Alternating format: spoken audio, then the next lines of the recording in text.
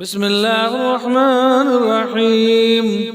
تبارك الذي بيده الملك وهو على كل شيء قدير، الذي خلق الموت والحياة ليبلوكم أيكم أحسن عملا وهو العزيز الغفور، الذي خلق 7 سماوات طباقا ما ترى في خلق الرحمن من تفاوت فارجع البصر هل ترى من فطور ثم ارجع البصر كرتين ينقلب إليك البصر خاسئا وهو حسير.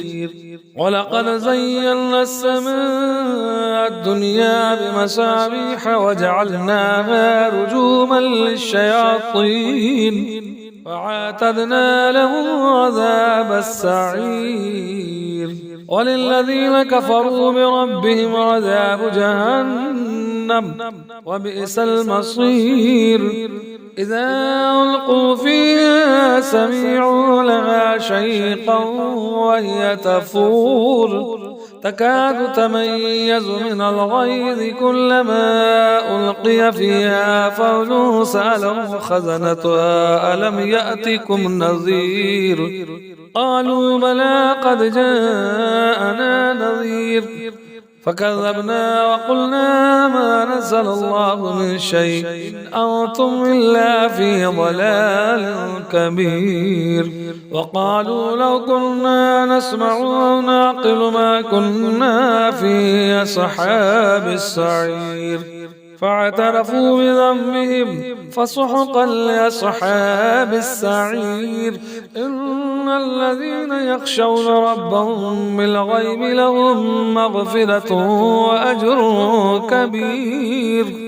وأسروا قولكم وابجلوا به إنه عليم بذات الصدور. ألا يعلم من خلق وهو اللطيف الخبير.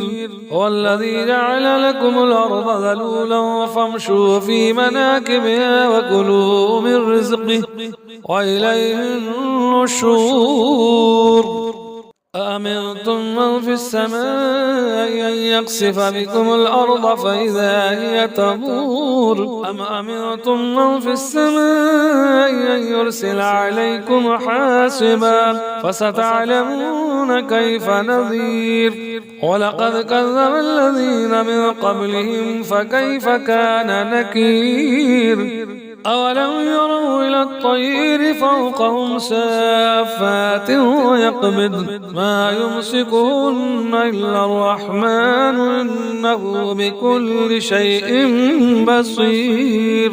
أمن هذا الذي هو جند لكم ينصركم من دون الرحمن إن الكافرون إلا في غرور. أمن هذا الذي يرزقكم إن أمسك رزقه بل لجوا في عتو ونفور. أفمن يمشي مكبا على وجهه أهدى أمن يمشي سويا على صراط مستقيم. قل هو الذي أنشأكم وجعل لكم السمع والأبصار والأفئدة قليلا ما تشكرون. قل هو الذي ذراكم في الأرض وإليه تحشرون. ويقولون متى هذا الوعد إن كنتم صادقين. قل إنما العلم عند الله وإنما أنا نذير مبين. فلما رأوه زلفة سيئت وجوه الذين كفروا وقيل هذا الذي كنتم به تدعون. قل أرأيتم إن أهلكني الله ومن معي أو رحمنا فمن يجير الكافرين من عذاب أليم.